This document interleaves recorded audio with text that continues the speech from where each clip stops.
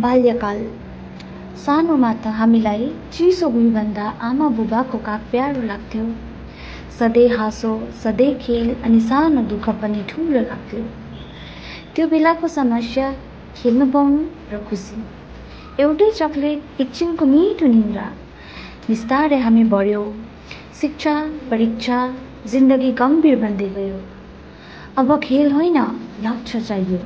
अब रमाइलो होइन, जिम्मेवारीले थिच्न थाल्यो।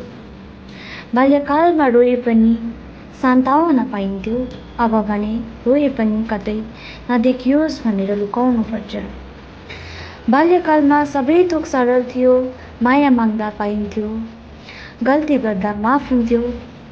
अब माया पनि प्रमाणित गर्नुपर्छ र गल्तीको मूल्य तिर्नुपर्छ। अहिले समय छ, साथीहरू छैन, सपना छन् तर निन्द्रा छैनन्।